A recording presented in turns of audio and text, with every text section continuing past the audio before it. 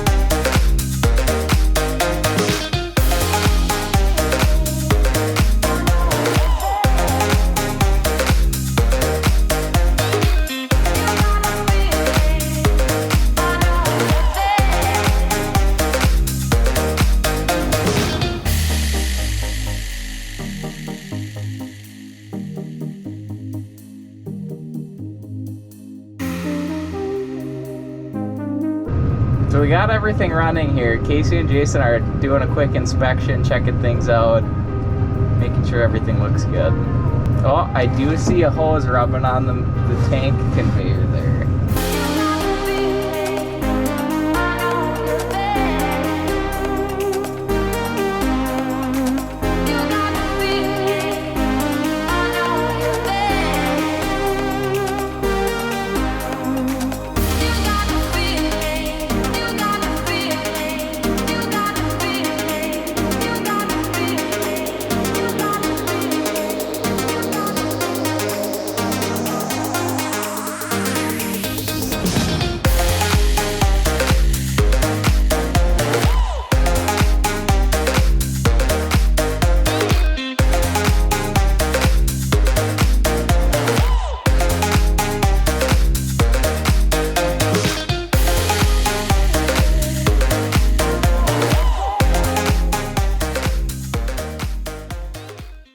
Well, we've successfully gotten our other beet harvester in here. As you can see, there's a little bit of snow on it, not much. Sometimes we pull stuff in here and it's, well, we have to shovel it outside, shovel it off outside before we bring it in, but not too bad, just a little bit of snow. So we will let this guy kind of cook and dry overnight, and we'll check and see if there's any bearings or any projects to work on. I know there's going to be inevitable projects. Jason said there were some cracks on here, which, speaking of cracks, I see one on the tank right here. I'll have to grind that puppy down and reinforce it and weld her up and inspect for more. Plenty of work to do. Usually these take some time, but I'm gonna go home and get some rest, and we'll see you in about 5 seconds.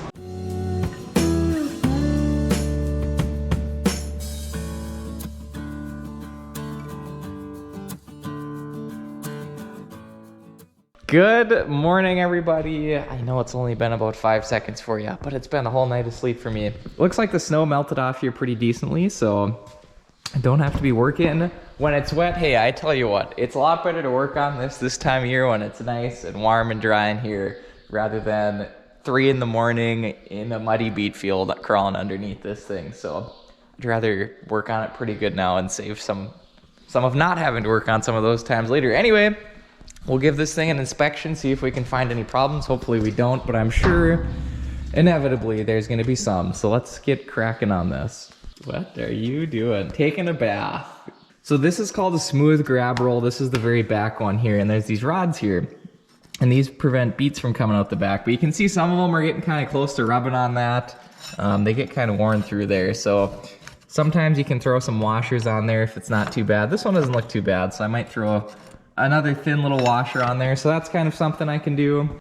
But I'm wearing my nice clean sweatshirt right now, so I like to throw my coveralls on, and I've got this just plain gray hat, and I like to wear those because I don't like to get my other clothes dirty all the time. And when you're crawling under this stuff, you turn dirty as dirt pretty quick. So I'm just gonna take a quick glance, see if there's any bearings out. These grab rolls, they all have bearings, and just kind of look around at different ones on the machine, see if they're still there. This is probably my least favorite place to, ooh. That's why I wear safety glasses usually. And earplugs under here. Jason got a ear infection once because he got some dirt stuck in his ear. Wasn't a good situation. Things look kosher thus far. I'm not sure why, but there's a lock collar here, and that's like cracked with some wear on it. Don't know how big of a deal that is. Okay, so first glance, I'm not seeing any major bearings out. Doesn't mean I didn't miss them. I could have very easily missed some. I'm gonna go ahead and start spinning these wheels. I gotta be kind of careful because it gets a little sketchy walking on this. It's kind of like a jungle gym, except if you fall on more jungle gym. So I don't know, I just try kind of be patient when I'm working up on this kind of stuff. That's probably one of the higher chances of injury I have on the farm. So you just really gotta take it slow, be patient, watch your step. It's not worth getting hurt, especially a lifelong injury just for something little. So you just take your time and do it right. That's why it's always good to pray for safety for our farmers.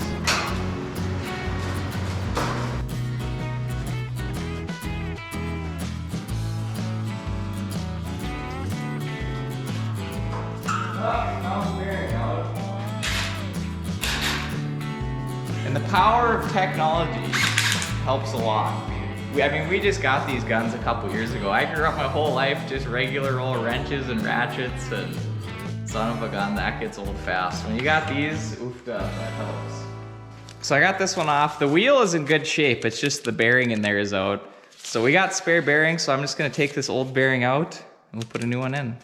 So step one, we'll take this bushing off. Just a bolt, pretty simple setup, but there's a little snap ring in here. That's what those guys are called. So you get snap ring pliers, and we'll pop that snap ring out and pound the bearing out and pop a new one in. These things can have some pressure on them, so sometimes they can fling out. Pushed her out by hand. It's not completely out, but it's definitely not super tight good bearing. Tube full of bearings. Pop our snap ring back in. Looks like our groove is clean. We'll go ahead and pop this puppy back together.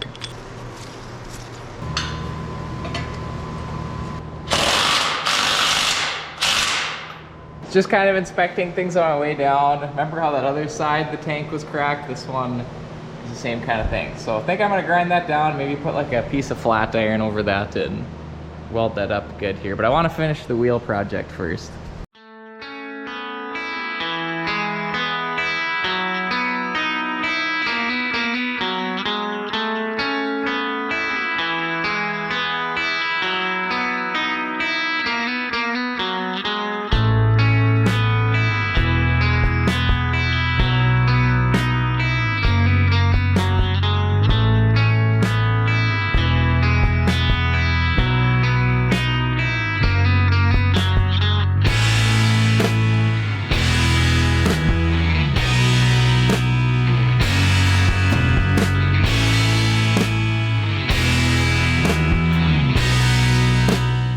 There you go, let that dry up and on to more stuff.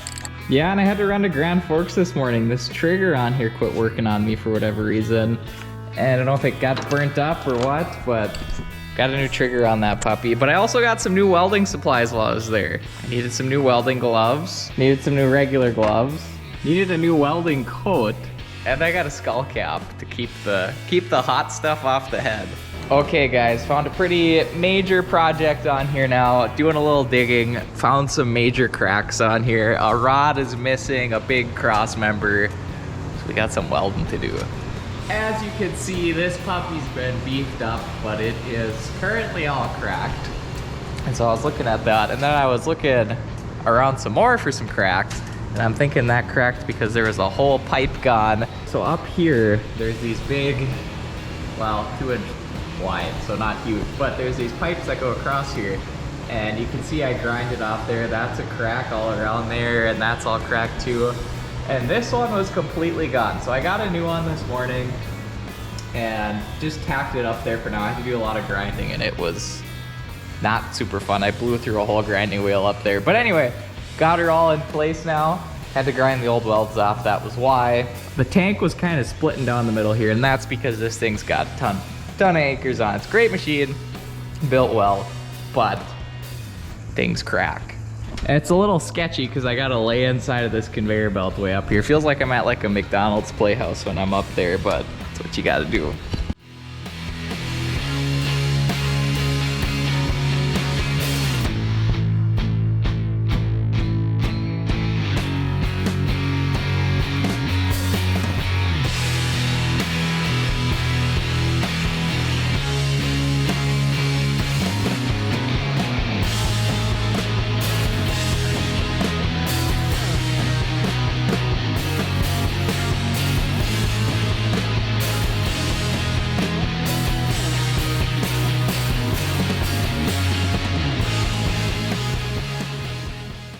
Well, I got all these support bars welded up and painted. That one wasn't even there. So it's like our tank was splitting in half. It's a good thing that didn't happen, because that could have been a big problem. But we should be in good shape with that. We're kind of getting down there. We got to go through our lifter wheels. We don't know what we're going to find there yet. Check the spiders, check the wheel bearings, that kind of thing, and the tabs on there. And my brothers have been working on different projects on here. I think they fixed that goofy looking bearing in the beginning of this video. And yeah, a few more things and we'll be buttoning her up. Oh hey there, welcome to Shop Snacks with Beet Farmin Mitch. And today, we've got some exotic goodies. So it was Jenny's birthday a couple days ago, so we decided to go to a city we've never been to. So we went up to Winnipeg, which is actually only a couple-hour drive from where I live. If you ever go up there, you gotta check out the Forks. It was pretty cool. It was like an old rail yard, and they had food courts, and they had this big ice skating trail on the Red River and into the Assiniboine River, so you could like ice skate with hockey skates. Jenny and I have officially ice skated on the Red River. Miles of trails. I brought back some exotic goodies from the way. So first up, we got 3 items today. Number 1, this is a staple. It is Old Dutch ketchup chips. So you got a nice red colored potato chip there. Does it taste like ketchup? Kinda, but it tastes like a ketchup seasoned potato chip. I mean, it's good. It's got a sweet and salty kind of flavor to it, and with that ketchup hint, it hits the spot. I love these. These are probably my favorite flavor potato chip, other than Old Dutch dill pickle. Those are kind of the two tops for me. Second up, we've got Old Dutch all dressed potato chips. So this is a mixture of all the flavors to some extent. So it's got its own unique flavor. I get strong notes of vinegar and barbecue. It tastes mostly like barbecue chips and vinegar chips, put them together. Salt and vinegar and barbecue, put them together. Kind of what I'm getting here. But you know, maybe they throw a little of that ketchup flavor in there too. Last but not least, I am excited for this. This here, I've got a self-heating coffee. So let's take a look at the instructions here. So I think this is the top. So you drink it like this, but you've got an opener on the top, and you've got an opener on the bottom. And the directions are actually upside down on here, but everything else is facing up. So anyway, here we go. Directions. Step number 1, you gotta have the can facing this way, open and press. So we're gonna open this up and see what happens here. Oh, I hear air leaking out. Okay. There's some kind of liquid in here. We're gonna push it. Oh, yep, okay, now it went in. Now what do we do? Flip when steam appears. So we'll wait for steam to start coming out here. For up to 3 minutes.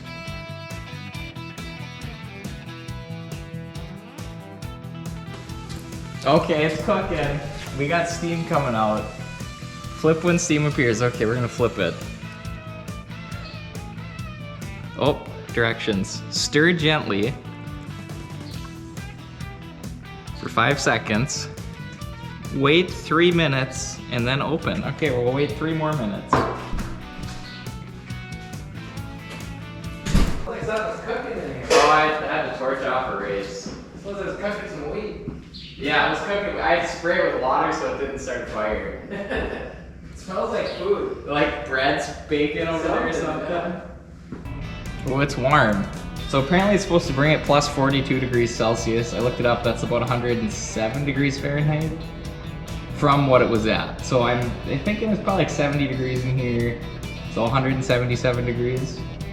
That's what we're thinking. Let's give her a taste test. And this is the latte flavored one. I'm a black coffee guy, but every once in a while I like a little special little flavored drink.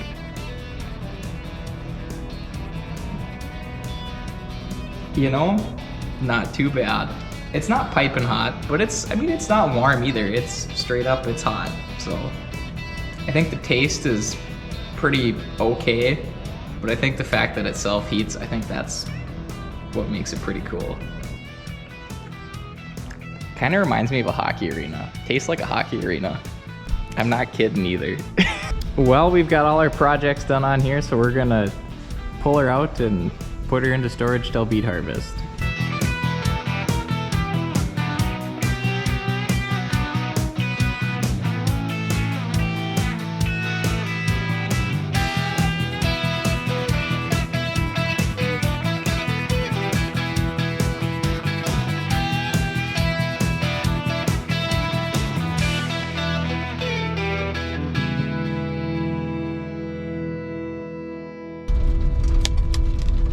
Well, it's time for the beet lifter to go to sleep until beet harvest. Casey's bringing it. We're gonna park it.